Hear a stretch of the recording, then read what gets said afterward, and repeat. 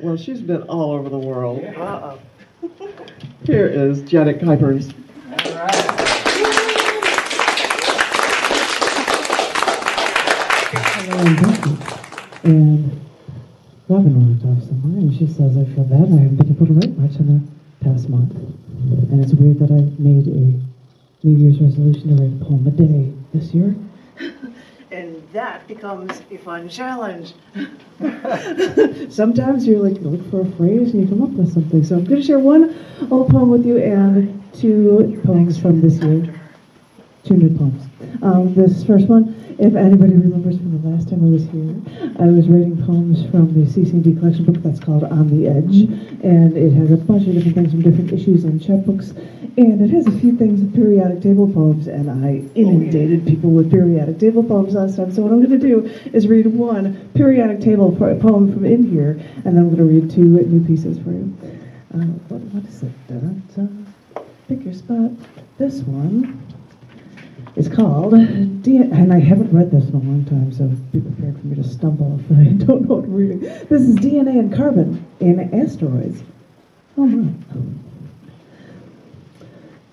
You know, us carbon-based life forms always wonder where we came from, how we got here.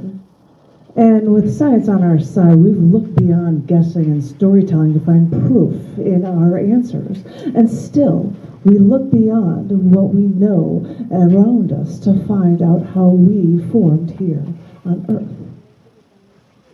A couple of asteroids just flew perilously close to the Earth. Asteroid 2012 DA14 intersected the Iridium constellation, flew through all of the global communication satellites.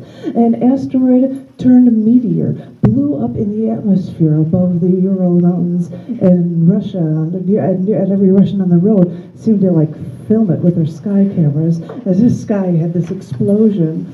But after that, there was a sonic boom that actually shattered windows everywhere and injured over 1,000 people. And over 2/3 of our planet is covered in water. Just think of all of the impacts we're missing out on. I mean, our news feed doesn't come from the middle of the ocean. So we seem to think that these stellar explosions are beginning to happen more and more now because our planet is packed with these massive impacts from the Earth's early history. But now that these scientists have been scanning the skies and studying the meteors buried in Antarctica, they've learned that many asteroids and meteors colliding with our planet's crust actually carry adenine and guanine. Asteroids carry major structures that are found in DNA. It's very possible that throughout the early history of Earth, asteroids collided with this planet, leaving their carbon-rich DNA structures behind to help start life and populate this Earth. I mean, scientists even always wondered how the elemental sextet of life, carbon, oxygen, hydrogen, phosphorus, nitrogen, calcium, how did these elements get together in the first place, just in the right way, to eventually create those carbon-based life forms? I guess it would help with that primordial soup if some asteroids brought along a little bit of DNA, some kind of, we can start us off in our building blocks for being actually ready-made. Astronomers say that we're all made out of stardust because all of our atoms, organic, originate from the explosion of stars. But for this carbon-based life form, it's cool that some of the asteroids and meteors carrying our carbon and some of our DNA here to planet Earth may have actually jump-started the creation and got the genetic gears actually going. Another poem I believe in, one of the bonus poems, so thank you, and now, because I didn't want to print them all up, and I figured, well, if Robin can do it, I can too. This was written on the 8th of January. It's called Check Your Beliefs at the Door. What you don't see is that everything to me is epistemology.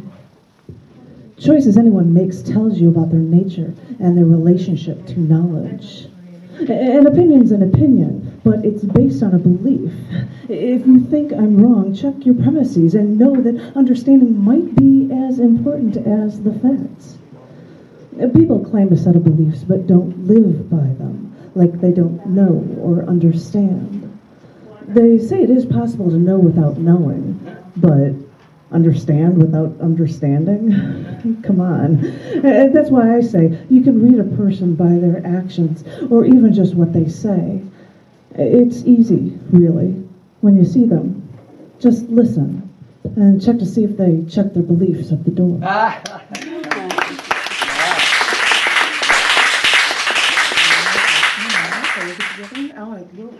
Short little haiku one called After. After poverty, I'll fight the abuse, destruction. Let me now stand tall. Thank you.